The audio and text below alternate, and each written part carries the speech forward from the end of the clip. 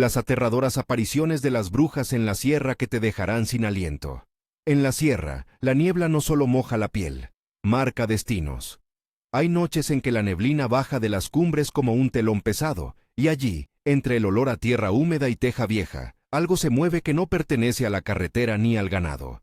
Son luces que no obedecen a los faros, pasos que no pertenecen a pies humanos, y voces que rozan la conciencia cuando uno menos lo espera.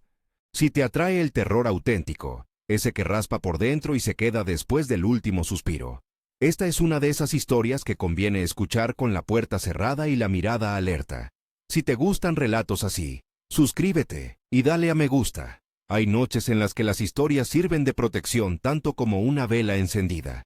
Vicente Ramírez llevaba la carretera en las manos. Taxista de los de toda la vida. Había aprendido a leer el asfalto igual que a leer la lluvia. Si la loma tenía brillo, venía tormenta. Si el arcén olía a pino quemado, había alguien que volvía tarde. Con 40 y pico, voz grave y sonrisa de pocos dientes, había recorrido la sierra desde la salida del pueblo hasta los caseríos más recónditos. Su taxi era un viejo sedán con el asiento trasero marcado por historias, mantas dobladas, calendarios arcaicos y un termo que siempre olía a café pasado. En la casa en la que vivía con María, su mujer, y los 2 hijos, Jorge, adolescente con guitarra, y Lupita, niña de ojos inquietos, la rutina fluía como la canción de la radio a las 10. Trabajo, calle, regreso, sobremesa, cama. A Vicente le gustaban las cosas tangibles. El metal, la rueda, la hora de salida. El escepticismo no se le pegó por maldad. Era una defensa práctica contra miedos que no daban recibo. Historias, decía con la taza en la mano, para asustar a los niños y a los mozos que vuelven de madrugada. Pero en la sierra aquello que se llama historia, a veces decide desmentir al que no cree. La primera vez fue una noche de niebla que no permitía más que un parpadeo entre faros. Vicente volvía de una carrera, un matrimonio en el pueblo vecino, con las manos aún calientes por la actividad del volante. La carretera, casi una cinta, se recortaba entre eucaliptos y paredes de roca.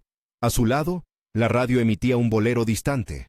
Fue al mirar por el espejo retrovisor cuando la vio. Una luz verdosa, tenue, flotando a la altura del cruce que daba al viejo molino. No era un foco de coche, no tenía la temblorosa agresividad del LED moderno, ni la simetría de un faro. Se movía como si respirara, con pausas de animal, no de máquina. La luz lo siguió. Aceleró para puntear su motor, para comprobar cualquier rato de fallo. La luz imitó su aceleración, mantuvo la distancia exacta, como si fuera una sombra que aprendiera las costumbres del conductor. Vicente intentó no mirar y, al mismo tiempo, tenía que hacerlo. La curiosidad y el instinto le tiraban de la mirada. La niebla parecía componer una franja solo para ellas, como una escena montada en la loma. Cada vez que cambiaba la velocidad, la luz ladeaba su paso. Cada vez que Vicente viraba, la luz recalculaba y se ajustaba. No se perdía, no se distraía. Cuando entró al pueblo, la luz se desvaneció detrás de las casas con la misma paciencia con la que había seguido su coche.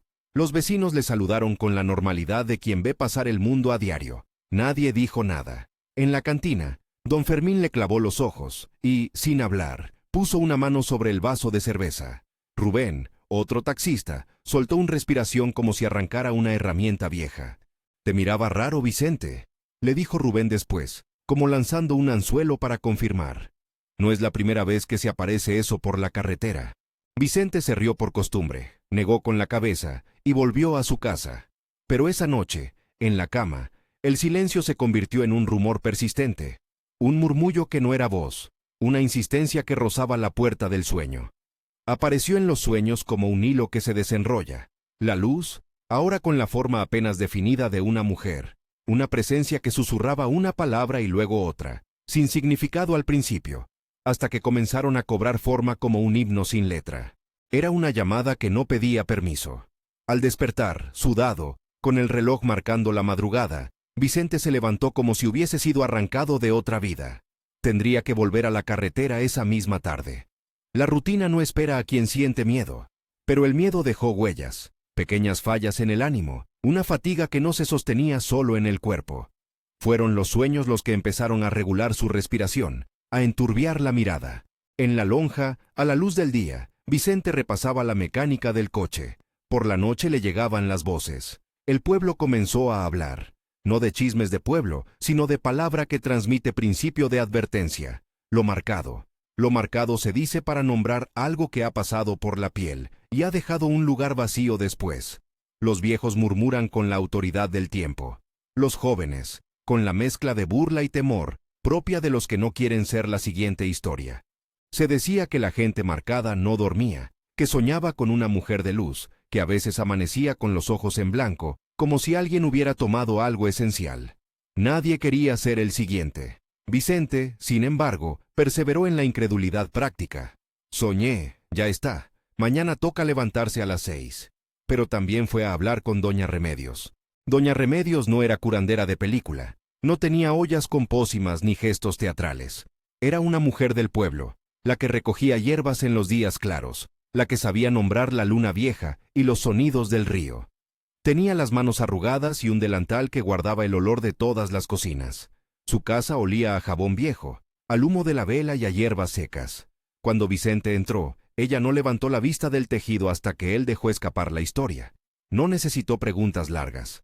Se sentó, y con la naturalidad de quien ha visto más de lo que su juventud imagina, dijo: «Te han marcado. Cuando la niebla se vuelve manos, no hay prisa en desoírla». El saquito que ella preparó, una tela pequeña, con un cordel negro, un puntito de sal, un hilo de romero, lo entregó con un gesto que parecía cerrar un trato ancestral. «Esto no te hace impune», advirtió doña Remedios en voz baja. «No es un seguro. Es una palabra vieja que dice, vigila. No la pongas como garantía de nada. Póntelo como se pone una lámpara en la ventana para que sepan que hay alguien en casa».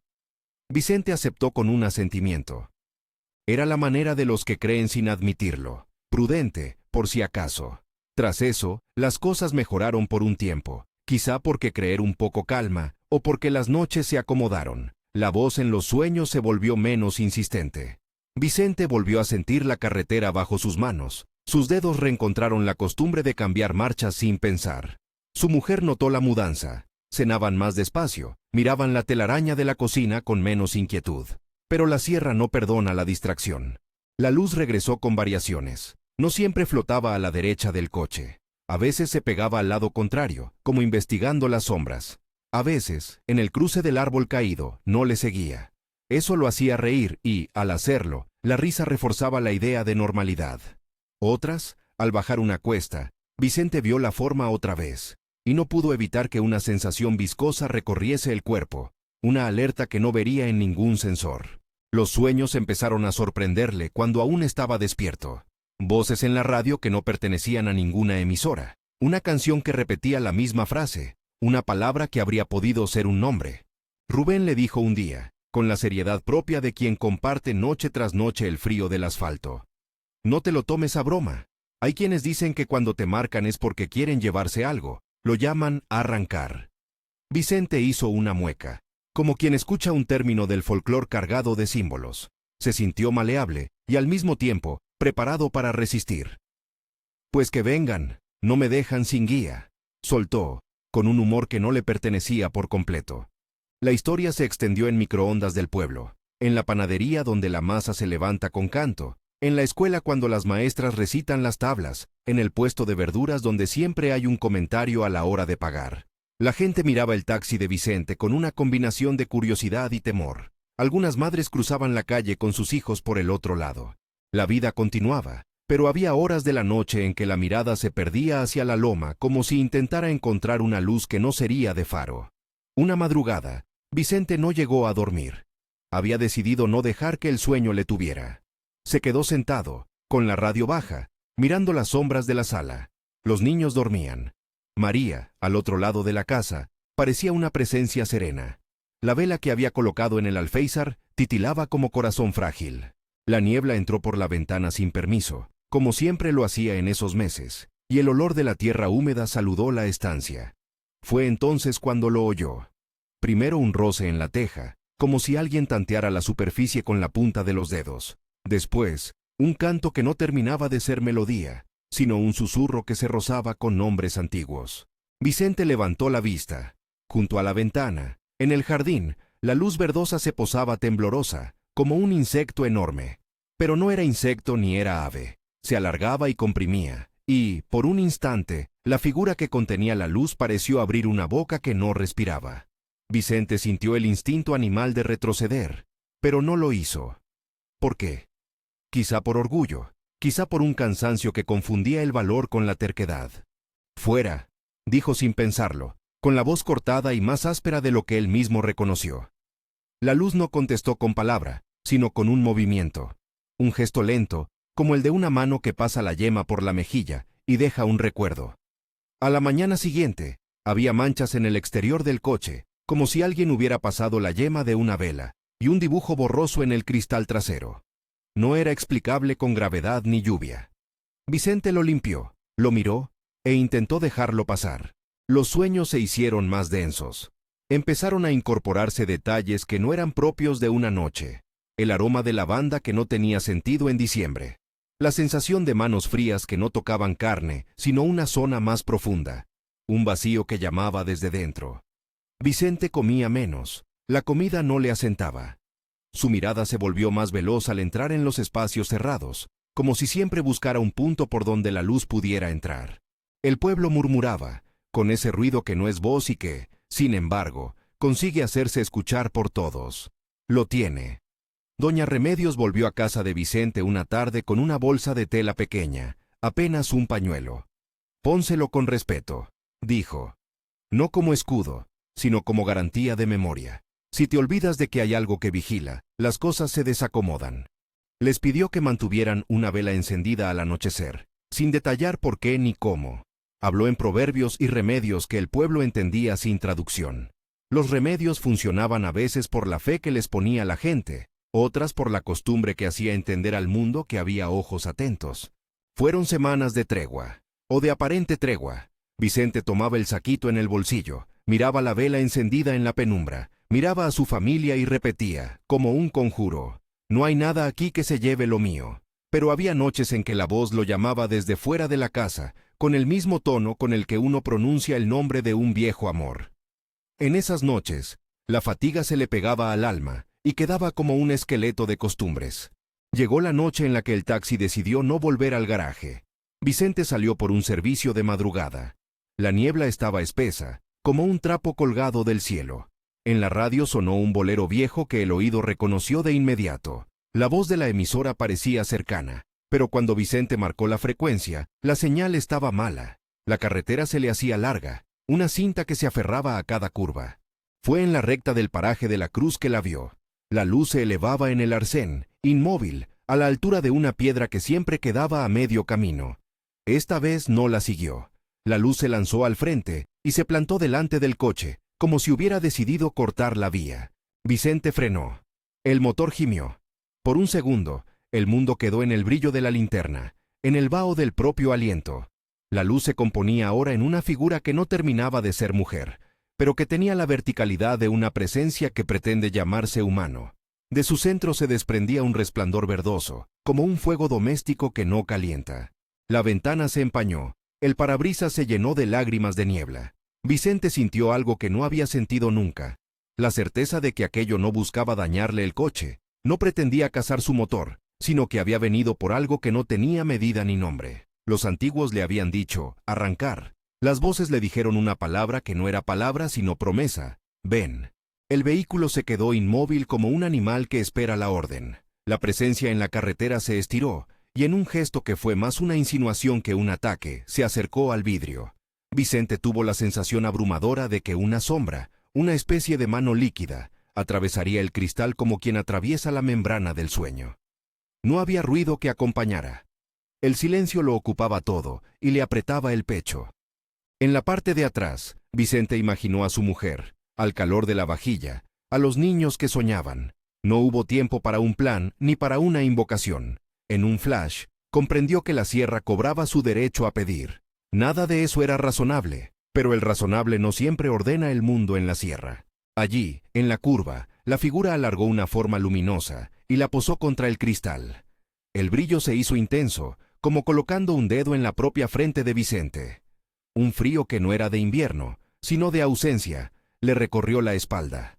Todo su cuerpo se tensó. Detrás del coche, en la loma, alguien encendió una linterna.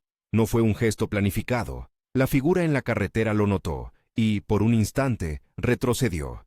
La luz de la linterna se balanceó, y don Fermín, o quizás Rubén, la memoria de ese instante se diluye en los recuerdos. Gritó desde la niebla sin poder acercarse, como si una mano invisible empujara el aire. «Vicente», se oyó claro, como un hilo de humanidad. El corazón de Vicente palpitó con la fuerza de la vida normal, una vida que se aferra a la costumbre, y por un instante, la bruma pareció ceder. Pero la sierra no se despista con facilidad. La figura no se desvanece por vergüenza humana. El tiempo no es lo que dictan los relojes allí.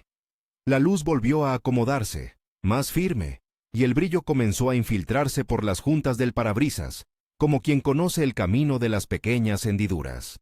Vicente, con la mano en la palanca del freno, percibió que lo que estaba frente a él no era un rival que se pudiese vencer con empuje o marcha atrás. Era otra lógica, la de los que toman sin pregunta, de los que reclaman lo que, en términos que nadie escribió, les pertenece.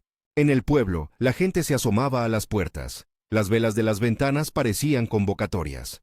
Don Fermín se aproximó hasta la cuneta, y su voz, más grave, reproduce una misma frase que en la sierra se repite como advertencia. No lo mires a los ojos, si lo miras, estás perdido. Vicente no sabía si debía obedecer. El instinto de mirar era más fuerte que cualquier advertencia. Y así, su mirada se encontró con algo que no tenía ojos, pero que tenía la capacidad de mirarle dentro, de tantear la rendija donde uno guarda el misterio. El saquito en su bolsillo vibró con una energía que no era eléctrica. Era una respuesta primitiva de la cultura, un recordatorio de que hay saberes que, sin promesa de eficacia, brindan compañía. Vicente apretó la tela con los dedos, y por un momento, la luz se inclinó como una sombra que reconoce la presencia de otro ritual humano. Todo pudo acabar ahí, en una negociación muda entre costumbres y hambre de lo invisible. Pero la sierra, como decía la gente mayor, no olvida los descuidos. No explicaré aquí con palabras científicas lo que luego contaron los testigos, porque la ciencia tiene términos que no siempre casan con la experiencia de quien estuvo frente al misterio. Lo que puedo decir es que aquella noche, el coche quedó inmóvil con la figura pegada al cristal y la niebla cantando alrededor, y que en la carretera alguien intentó acercarse hasta el borde del arcén. La tensión se cerró en ese punto exacto donde la decisión de un hombre cualquiera puede balancear una vida entera. La historia de Vicente no termina en un único acontecimiento. Sus heridas son de largo aliento, y el pueblo lo sabe. Pero la noche en la que la figura se plantó frente a su parabrisas fue la noche en la que todos comprendieron que la sierra no permitía la inocencia del escepticismo prolongado. En la casa, María encendió la vela que doña Remedios dejó, y, con los ojos enrojecidos, murmuró oraciones que no se atrevía a pronunciar en voz alta. Las manos de los vecinos se extendieron como quien tiende mantas a un niño con fiebre. Fue un gesto de comunidad. Al día siguiente, el taxi permanecía en la cuneta con el motor en marcha, como si alguien hubiera querido marcharse y se hubiera quedado a medio camino. Vicente no estaba afuera. El pueblo se acercó con esa mezcla de cautela y curiosidad que guardan los que saben que el mundo puede enseñarnos a perder lo que creemos tener. En la ventanilla trasera se veía un reflejo que nadie supo describir con certeza, una figura luminosa difuminada que parecía mirar hacia el interior del coche. Pero no todos los finales son palpables. En aquella semana, Vicente cambió. No habló de forma clara, salvo para responder con monosílabos. A veces, al sentarse al volante, su mirada se perdía en los retrovisores como si vigilara una carretera que ya no existía. Las noches se hicieron más largas. Empezaron a registrarse despertares súbitos, ojos abiertos que miraban algo imperceptible. María se aferró a la rutina como la única verdad que le quedaba. Preparar la comida, lavar la ropa, mirar la cuna de los hijos. Por fuera, la vida continuaba. Por dentro, una grieta se abría en silencio. Mientras tanto, en el otro lado de la sierra, otra historia germinaba con el mismo aliento obscuro. Rodrigo Méndez era vaquero de los de antes, resignado a la soledad que regalan los rediles y la madrugada. Su rancho estaba a media ladera, con tejas gastadas y un corral que crujía al viento. Su mujer, María Elena, sostenía entre sus brazos al pequeño Miguel, un bebé que todavía olía a hospital y a promesas. Rodrigo creía, con esa fe simple de quien ve al mundo en función de sus manos y de su rebaño, que la vida era un compendio de cuidados: cercar bien, alimentar al ganado, prender una vela en Nochebuena. Las noches en la casa de Rodrigo tenían un sonido particular. El chasquido de la chimenea, el ronroneo de un perro, el crujir de las vigas. Pero en una de esas noches, cuando el bebé todavía no cumplía un mes, Rodrigo oyó pasos en el tejado. Al principio pensó que era el macho del gallinero, un animal que había aprendido a subirse a los aleros, pero el ruido era demasiado medido, como el paso de un ave grande que tantea la cobertura. Salió con la linterna, encendió la luz y miró hacia las sombras. Allí, en los belfos de la penumbra, se distinguía una silueta que se movía con la agilidad de un guajolote. No era exactamente ave, no era exactamente mujer. Parecía la versión frontal de una criatura con plumas y ojos antiguos. Miró al animal con la serenidad que aplican los que conocen al campo. Una vez se prueba que un gallo no es de la casa, no se le permite quedarse. Rodrigo barrió con la linterna, y la figura se alejó, remontando voladamente hasta perderse en la finca vecina. No había rastro de plumas, solo un silencio más profundo que lo habitual. Al día siguiente, Rodrigo habló con don Chencho, el anciano del pueblo que había visto más inviernos que cualquiera. «No es normal», dijo don Chencho en voz baja, como si contara una noticia que no debía despertar a los niños. Le habló de señales, de veladoras dejadas en el umbral, de tijeras puestas en cruz en las puertas. Le contó historias de cuando la gente prendía una vela y colocaba una roca encima, para que la llama no se fuera, por si acaso. Rodrigo escuchó sin juicios, no porque llegara a creer completamente, sino porque en el rancho, cuando los sonidos se multiplican, la prudencia no viene mal. Tomaron medidas, en el sentido en que la comunidad adopta acciones antiguas. Una vela en la cuna, sal en los umbrales, una cruz de tijeras sobre la panera. No eran instrucciones que prometieran milagros, eran costumbres que, en cualquier cultura, actúan como recordatorio. No bajar la guardia. Por unas noches, las medidas parecieron suficientes. Los pasos en el tejado cesaron. La criatura no volvió. El bebé lloró, pero con la normalidad de los infantes. La casa recuperó su respiración. La fatiga, sin embargo, se instala con la misma discreción que una gotera. No se anuncia hasta que la madera está podrida. María Elena empezó a dormir menos, a levantarse a comprobar la cuna más veces de lo habitual. Las obligaciones del campo se multiplicaban. Rodrigo sentía en el pecho el peso de la vigilancia constante. Y una noche, en la que una veladora se apagó por el viento o por olvido, nadie supo decirlo a ciencia cierta. El ruido volvió a la teja con una insistencia diferente. No el tanteo de una ave, sino el martilleo de algo que practica un lenguaje de hambre. Esa noche Rodrigo, con la camisa pegada al cuerpo por el sudor, salió al umbral con la linterna y vio a la criatura volando hacia las sombras de la sierra, con algo que relucía en sus garras. No hubo gritos, solo un aire que se llevó el calor de la casa. Dentro, la cuna quedó vacía. María Elena, que había dormido unos minutos, despertó con la sensación de vacío y el sonido de sus propios latidos como estruendo. Los que escucharon el relato lo contaron con las palabras templadas de quien trata de no desmoronar una verdad. Rodrigo corrió por los senderos, llamó a los vecinos, gritó el nombre del bebé hasta que la garganta le dolió. El pueblo se apagó en silencio. La sierra no ofrecía su respuesta en forma de niño. Don Chencho se persignó y dijo en voz baja que la criatura había sido arrebatada por algo que no respeta la lógica humana. «No es lo mismo que tomar una cosa, es arrancar un hilo que no se ve», murmuró. María Elena no volvió a ser la que fue. La palabra que nombraría su dolor la convirtió en sombra. Un mes después, la melancolía que la abrazó fue tan profunda que la vida pareció darle la espalda. Rodrigo, que había corrido por la noche hasta perder el aliento, quedó con una vigilancia perpetua en su expresión. Se dijo que no volvió a apagar una vela, que se sentaba hasta el amanecer con la mirada fija en el monte, esperando ver algo que le devolviera lo perdido. No todos los relatos acaban con justicia. Algunos concluyen con la quietud de la espera. Estas historias, las de Vicente y las de Rodrigo, no son excepciones separadas del mismo mundo. La sierra las enlaza. A cada paso, la niebla actúa como una membrana que permite que lo antiguo vuelva a tocar a lo moderno. La gente del pueblo repite proverbios y enciende velas como si fueran mapas para no extraviarse. Pero la memoria tiene agujeros, y en los agujeros, lo que está al acecho espera. En las noches siguientes, las conversaciones en la plaza se tornaron en guardias de palabras. Unos cuentan que vieron la figura con luces en el camino de la cantera. Otros juran haber oído el aleteo de un guajolote en el tejado que no pertenecía a ningún corral. Las historias se cruzaban y se reforzaban. La sierra no es solo paisaje, sino tribunal. Y sin embargo, entre las voces, había una sensación cada vez más clara. Las advertencias no bastan si se abandonan. La fe en los remedios, la confianza en la costumbre, la simple memoria de encender una vela, todo ello forma una red que ninguna ciencia puede medir, pero que el alma entiende. La sierra, con su paciencia de siglos, observa quién mantiene la red y quién la deja a medias. Esa misma paciencia es la que llevaba a don Fermín a volver a la carretera con una linterna, para mirar el taxi de Vicente desde la cuneta, la que llevó a Rodrigo a recorrer la loma con la mirada fija en las estrellas, la que consiguió que doña Remedios, con su delantal y sus manos arrugadas, fuera llamada a remendar lo que la costumbre aún podía sostener. Nadie, sin embargo, garantizaba que la red fuera suficiente.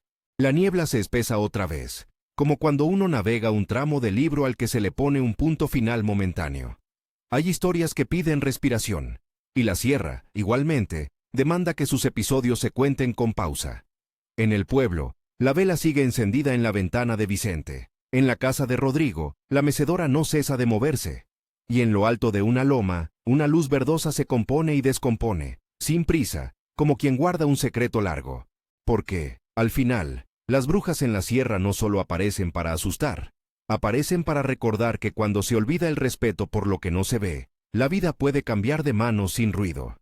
Y esto, amigo, es solo el comienzo. ¿Has sentido alguna vez que una carretera te observa cuando conduces de noche? ¿O que un sonido en el tejado te llama por tu nombre sin que nadie te lo diga? Si tienes una historia parecida, cuéntala abajo. La sierra, aunque parezca distante, siempre encuentra oyentes. La vela en la ventana de Vicente temblaba cada noche como si respirara por sí misma. La casa permanecía en pie, pero dentro de ella las cosas se movían de otro modo. Los platos se lavaban con manos que ya no reían. Las conversaciones eran cortas como sobres cerrados, y el termómetro del ánimo no subía nunca lo suficiente para borrar la noche. María aprendió a no preguntar lo que no tenía respuesta. Prefirió colocar la mesa y fingir una normalidad que alguna madrugada se le deshacía entre los dedos. Vicente se volvió un hombre de movimientos automáticos. Conducía como quien recita una lista aprendida, saludaba a los de siempre con una sonrisa que no alcanzaba los ojos, y por las noches le miraba a la oscuridad, como quien busca un nombre perdido. Jorge notó que su padre ya no tarareaba en los semáforos. Lupita comenzó a acostarse con la puerta del cuarto entreabierta, por si una luz verde quisiera asomarse sin anunciarse. Fue semanas de desasosiego a medias. Los remedios, las velas, el saquito, todo pareció funcionar por un tiempo. La costumbre, cuando se convierte en arma de supervivencia, organiza los días. No obstante, había noches en las que Vicente no cerraba los ojos ni por vergüenza ni por miedo. Permanecía en vela, escuchando a la niebla. La aparición que cerraría su historia no fue un espectáculo repentino, como en los cuentos de ciudad. Fue una progresión de pequeñas ausencias, una suma de silencios. En la madrugada en que la sierra decidió cobrar con cierta puntualidad, nadie en la aldea pudo asegurar que vio exactamente cómo ocurrió.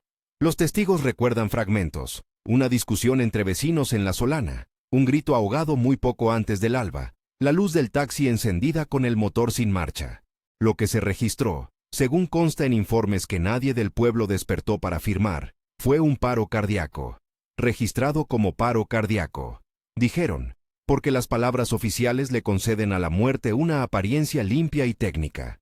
En la casa, en lugar de números técnicos, había un cuerpo frío y una familia que no recuperaría al hombre que había sabido las carreteras de memoria. María lo contó, cuando se le permitía, con la voz baja de quien repasa objetos. Habló de un silencio en el que Vicente dejó de respirar como si alguien le hubiera arrancado el hilo que sostenía su aliento. No habló de la luz que rozó el cristal. Habló de la sensación de desalojo que quedó en el aire. Como si se le hubiera ido algo de dentro, dijo, y la frase sonó a condena y a consuelo al mismo tiempo. El entierro fue un ritual sencillo con la solemnidad de las cosas que la gente hace cuando no encuentra qué más ofrecer. El pueblo se acercó, las manos se apretaron, y en la iglesia se repitieron oraciones con la esperanza de que el ruido humano pudiera cubrir el murmullo que vienen con las leyendas. Algunos dijeron en voz baja que Vicente no murió del todo. Lo habían visto por las noches, pasear por la carretera, con el gesto de quien busca una goma de retrovisor que nunca encuentra. Otros, con más miedo que fe, decían que el taxi arrancaba solo, que se encendían las luces cuando nadie se sentaba dentro, que por la radio se escuchaba, a veces, ese bolero que siempre había puesto el alma de Vicente en marcha. Hubo noches en las que el taxi apareció en el arcén con el motor caliente. Vecinos que se acercaron encontraron la radio puesta en una emisora vieja, con canciones que no parecían encajar con el horario. Don Fermín, por su parte, juró que, una vez, escuchó como si alguien, con voz lejana, dijera el nombre de Vicente, y que luego la emisión se cortó en seco. No era el tipo de hechos que se documentan con eficiencia. Eran testimonios que se vuelven ley y alimento para las fogatas del pueblo. María hizo lo que pudo por sostener a los hijos, mantener la escuela, asistir a la costura, aceptar la visita de quienes traían viandas. Pero la pérdida dejó huecos que ni la piedad más constante consigue rellenar. La mesilla de noche con la vela apagada, el termo del café que ya no olía a charla de madrugada, los zapatos de trabajo que no volvieron a pisar la tierra al alba. Lupita, cuando ya estaba más grande, dijo en algún momento que en las noches de niebla sentía a su padre pararse en el umbral de su cuarto y mirar la cuna vacía. No eran presencias que hicieran ruido, eran miradas que atraviesan la casa como una corriente. La historia de Vicente se convirtió en advertencia. En la plaza, los más viejos repetían la frase con la gravedad de quien marca una sentencia: la sierra cobra descuidos. Los jóvenes discutían si todo era sugestión. Algunos iban en grupos a la cuneta por la noche para escuchar la radio y comprender qué misterio, si alguno, justificaba el miedo. Otros, para probar la valentía. Curiosamente, ninguno de los que lo hizo regresó con la risa intacta. Dicen que una vez un coche de chicos que se burlaban de la leyenda volvió sin conductor, la puerta del copiloto cerrada, el motor apagado, las risas disueltas en la niebla. Historias así se alimentan unas a otras, y la sierra lo agradece con su silencio. Rodrigo, por su parte, vivió el duelo como un cordón que se tensó hasta romperse. La pérdida de Miguel se llevó algo que no tiene nombre en los registros: la esperanza con que se mira una cuna. Rodrigo se negó a asentarse en la resignación. Salía cada alba con la mirada encendida de una búsqueda que ya no admitía descanso. Iba por los senderos, llamando, encendiendo linternas, levantando piedras, preguntando a los perros. La comunidad lo acompañó al principio. Algunos vecinos le ofrecieron noches de guardia compartida, otros lo curaron con silencios. Pero la sierra demanda constancia y, como en los trabajos de la tierra, la espera convierte al más firme en un hombre curtido por la observación.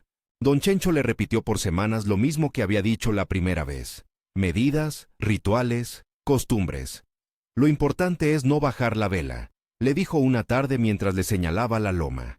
Rodrigo tomó allí una suerte de juramento: no apagar nunca más una luz por descuido. Compró velas en todas las casas del pueblo, encendió mecheros en una caja de madera y los dejó a mano. Sentaba la mecedora en la puerta por las noches, y la mecedora crujía con su espera. No obstante, la vida no se despliega solo de vigilancia. Está salpicada de fallos humanos. En un amanecer en que la niebla se pegaba a la casa como una sábana humedecida, María Elena se durmió presa de una fatiga que parece producirse cuando la pena quiere infiltrarse en los poros.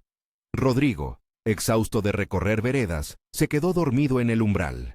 Al volver en sí, el fuego de la vela que cuidaba se había extinguido por un viento que nadie registró. Lo que sucedió después lo cuentan con un nudo en la garganta. La criatura regresó, y el hueco en la cuna no apareció como acto de violencia evidente, sino como ausencia consumada. El pueblo la lloró con esa mezcla de rabia y remordimiento que suele añadir otra capa de tormento a la pérdida. Meses pasaron. María Elena se fue apagando en vida. Su melancolía no tenía perfil médico que la arreglara. Se quedaba horas mirando el monte, esperando un milagro que no volvió. Cuando dejó de comer, el pueblo ya no se sentía capaz de prestar consuelo que bastase. Rodrigo siguió vigilando, con la mirada de quien ya aprendió a nombrar la soledad. Se decía que cada noche, en la loma, su silueta era un faro para los que perdieron algo y no se resignaron a vivir con la ausencia. Entre los dos relatos, Vicente y Rodrigo, la sierra no dejó de murmurar. Las noches, más densas, trajeron otras sombras. Un guajolote que no pertenecía a ningunos corrales se instaló en el alero de una vieja posada, y la gente, por respeto o por miedo, comenzó a no dejar puertas abiertas. Las velas se encendieron en ventanas que antes solo veían luz por la mañana. Los saquitos, guardados como reliquias, aparecían en bolsillos de quienes aún no creían del todo. Lo que más sorprendió a los forasteros no fue tanto la alarma como la forma en que la comunidad se organizó alrededor del miedo. Las costumbres se volvieron un tejido que sostenía día a día. Nadie prometía seguridad. Los ancianos repetían lo que siempre habían dicho, que los remedios no son escudos, pero aún así, los aplicaban como quien coloca un mapa en la mesa antes de salir a buscar un camino nuevo. Había quien se reía de ello, por supuesto. La risa se quedó corta cuando el eco de la loma devolvía otra vez una luz verdosa que no obedecía a la lógica de los faros. En una noche de luna baja, un grupo de adolescentes pasó por la carretera donde Vicente solía tomar clientes. Con el estómago lleno de desafíos, encendieron la radio del coche y gritaron nombres en desafío. De pronto, una luz verdosa se colocó detrás de ellos, manteniéndose a la misma velocidad, sin adelantarlos, sin perder la distancia, como había hecho con Vicente. La risa se apagó y el coche tomó por la salida más cercana. Uno de ellos juró después que, al mirar por el espejo retrovisor, vio algo que no tenía ojos, pero sí la intención de mirar. Una forma que parecía medir lo que cada uno guardaba en el pecho. No todos tuvieron valor para volver y contar la historia. Los que lo hicieron se convirtieron en la nueva hornada de creyentes. El rumor corrió de teléfono en teléfono y, con él, la prudencia. La sierra, que había sido un paisaje de trabajo y descanso, comenzó a superar su papel de escenario. Se volvió un personaje que reclama atención. Los rumores se transformaron en una especie de corte de cuentas. Si no te ocupas de lo que tu abuela dijo, la bruja te recordará. Apareció en la boca de las madres como fórmula de advertencia. Fue la forma en la que la memoria se perpetuó. La amenaza no era para asustar sin razón, sino para mantener viva la costumbre de mirar a la loma antes de acostarse. Hubo quienes intentaron explicaciones. Un forastero, profesor de la ciudad, vino una tarde con la etiqueta de estudio y la libreta en la mano. Quería comprender la sociología que permite a una comunidad convertir el miedo en tejido social. Observó, preguntó, y se fue con más preguntas que respuestas. Escuchando a la gente y caminando por la loma, terminó por decir algo que nadie le pidió. No es solo que crean, es que la creencia obliga a actuar, y el actuar crea cambios en la vida cotidiana que, en el conjunto, transforman la realidad. La frase le pareció a muchos una manera moderna de decir lo que las abuelas ya repetían con otra metáfora, que la costumbre es la red que evita los tropiezos. Pero la sierra también mostró su lado más cruel, la indiferencia. No siempre golpea a quien baja la guardia por necedad. A veces lo hace por simple azar, por un incendio súbito de la vela que nadie adivinó. Y en esos casos, el dolor no encuentra justicia fácil. El pueblo siguió acumulando historias como piedras en un muro. Cada una sostenía a la siguiente, y el muro crecía con la necesidad de recordar. De todo lo ocurrido se dijo que había que avisar a los jóvenes, que no debían reírse de los remedios, que una veladora no es superstición, es memoria en llama. Con los años, la narrativa del pueblo se volvió más compleja. Llegaron caminantes, buscadores de leyendas, un par de periodistas que buscaban un titular, y hasta una cámara de televisión que prometió registrar la luz verdosa. La televisión no consiguió más que imágenes borrosas y voces que no hablaron claro. Los habitantes prefirieron quedarse con sus historias contadas a fuego lento en los portales, preferencia que el pueblo defendió con la calma de quien no quiere que su dolor pase a ser espectáculo. Entre los relatos y la vida cotidiana, surgieron nuevas formas de resistencia, vigilias comunitarias en noches clave, rondas de vecinos que se turnaban para pasar por la carretera a ciertas horas, y la presencia permanente de Doña Remedios que, en su delantal gastado, seguía girando ruecas de palabras y consejos. No se trataba de un retorno a lo antiguo sin cuestionamiento. Los nuevos rituales tenían mezcla de tradición y de racionalidad práctica. Que alguien acompañe a quien conduce, que no se deje a un niño solo en la noche. Y esa mezcla hizo que la sierra no se convirtiera en un museo estéril, sino en un tiempo vivo de adaptación. Rodrigo nunca dejó de andar por la loma. Se le veía en las tardes, ceñudo, con la linterna en la mano y un perro flaco a su lado que había adoptado como compañero. Algunos vecinos decían que, en ciertos amaneceres, lo vieron hablar con el viento, como si pidiera al monte alguna señal que le devolviera al niño.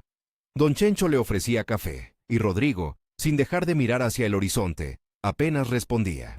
La rigidez de su mirada ya no era solo búsqueda, era una forma de penitencia, cuidar, por si la negligencia llamada olvido volvía a hacer de las suyas. La gente joven que se quedaba en el pueblo aprendió a incorporar la advertencia en su rutina. Al salir de noche, pasaban por la tienda para comprar una vela grande o para preguntar si había alguien que pudiera acompañarlos. Era una prudencia híbrida, parte respeto y parte comodidad social. El hilo que unía a la comunidad había cambiado de color, y sin embargo seguía siendo un hilo. No faltaron tampoco quienes, con la curiosidad afilada, quisieron desafiar a la sierra. Subían de madrugada con linternas, buscando la luz, los sonidos extraños, la sombra del guajolote. Un par de ellos trajeron luego relatos de luces que se cerraban como cierres de boca, de radios que se ponían a tocar canciones que nadie había sintonizado. Unos admitieron haber sentido frío en lugares cerrados, otros dijeron que regresaron con una inquietud en el pecho que no se quitó con las palabras. Lo que nadie describió con claridad fue el momento de un enfrentamiento. La brujería, en ese mundo, rara vez se manifiesta como duelo tangibles. Actúa por deslices, por descuidos, por vacíos. Con el paso del tiempo, la sierra dejó de ser solo el escenario de dos tragedias concretas. Se convirtió en una cartografía de precauciones. En las casas había, junto a los relojes y las fotos, pequeños saquitos que la gente miraba con respeto o con una sonrisa escéptica. Nos enseñó que funcionaban como receta. Se dijo que eran el idioma de los antepasados para decir, mira bien, no te duermas. Aún así, la sierra no perdió su misterio. Una noche de otoño, la niebla bajó con una densidad que hacía de la carretera un corredor sin paredes. Desde la loma donde se reúnen los curiosos, se vio una luz verdosa desplazarse, clara y lenta, como si alguien la empujara con una cubierta invisible. No golpeó ni tomó nada visible. No hubo muerte ni desaparición esa vez. Sin embargo, en las casas se palpó un temblor. La luz, como si supiera que la historia había seguido, pasó por delante de las ventanas y pareció inclinarse ante las velas encendidas. Fue, por extraño que parezca, un gesto de reconocimiento, un recordatorio. En el pueblo hay ahora una especie de pacto tácito. La tradición no se aclama como verdad absoluta, ni la ciencia como una negación atroz. Ambas conviven en mesas compartidas. Se discute, se discierne, y se eligen medidas que actúan en el terreno de lo posible. Acompañar al que trabaja de noche, no dejar cuna sola hasta que el sueño esté consolidado, mantener velas en las noches de niebla por respeto a quienes ya no vuelven. Esa convivencia es, quizá, la forma menos espectacular y más humana de afrontar lo que habita en la loma. Las noches, sin embargo, siguen guardando la sentencia íntima que las hace peligrosas, la distancia entre la expectativa y la realidad. Si se baja la guardia, la sierra lo recuerda. Si se ignoran las advertencias, la memoria actúa con sus propios modos de justicia. No es una lección fácil de enseñar, y menos de aceptar, pero en ese pueblo de tejas gastadas se fue comprendiendo que la vida comunitaria es más satisfecha cuando se reconoce que no todo se puede domesticar con palabras académicas. A día de hoy, cuando alguien pregunta por las apariciones, le llevan a la cuneta donde está el taxi de Vicente. Allí se ve, muchas noches, la luz en el retrovisor como un punto que insiste en no desaparecer del todo. Algunos dejan un saquito en el parachoques, otros echan una moneda y se van sin mirar atrás. Hay quien jura que el motor se enciende solo, y hay quien dice que no. En eso el pueblo guarda la ambigüedad, que siempre protege la leyenda de reducirse a una única versión. Rodrigo ya no busca con la desesperación de antes, pero conserva la vigilancia que la pérdida le dejó como herencia. Sostiene una vela en la ventana de su casa. La mecedora sigue ocupada por la sombra que es menuda y persistente. Habla con niños que, curiosos, le preguntan por Miguel. Él les cuenta la historia sin dramatismos innecesarios, con palabras que no enseñan miedo por sí mismo, sino prudencia por lo que no se ve. Ayuda a enseñar a no dejar velas sin atención, a recordar los nombres de quienes han partido, y a volver a encender la memoria cuando la pereza quiere apagarla. Y la sierra, esa que fue testigo de todo, continúa su oficio con su pausa de siglos. Las noches siguen teniendo niebla, y la niebla mantiene la posibilidad de una luz verdosa. Los que escuchan lo hacen con el respeto de quien sabe que las historias, si se pronuncian, necesitan oyentes cuidadosos. La vieja doña Remedios, con el delantal siempre manchado de historias, sigue en su casa recogiendo hierbas y palabras. No promete nada ni vende seguridad, ofrece compañía, y eso basta en un lugar donde la soledad es el terreno más propenso a que el miedo crezca. Si alguna vez pasas por la sierra y notas que la niebla trae consigo un olor distinto, detente a mirar la loma. No lo hagas por la curiosidad vana de quien busca demostrar algo frente a los demás. Hazlo con prudencia, con la humildad de quien recuerda que hay costumbres que sobreviven por algo.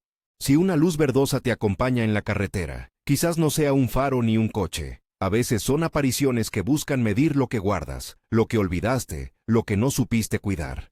Estas historias de Vicente y Rodrigo, y las que surgieron después, no sirven como manual de instrucciones, ni como advertencia gratuita. Sirven como aviso. La sierra tiene memoria, y, cuando la memoria llama, lo hace con sombras y con luces. Lo que hagas con ese aviso depende de ti. Puedes encender una vela, cambiar de camino, acompañar a quien vuelva tarde, escuchar la palabra de quien ya sufrió. O puedes seguir pensando que las leyendas pasan como el viento. La diferencia entre ambas actitudes, en este pueblo, se ha medido por las cicatrices que dejó la falta de atención. Las aterradoras apariciones de las brujas en la sierra que te dejarán sin aliento no son cuentos para animar la madrugada. Son historias que nos recuerdan que hay lugares donde lo invisible se vuelve tangible por el simple hecho de que la gente lo nombra y lo respeta. ¿Conoces alguna noche en la que la sierra susurró tu nombre, o la de alguien a quien quieres? Cuéntalo abajo, y suscríbete para escuchar más relatos como este.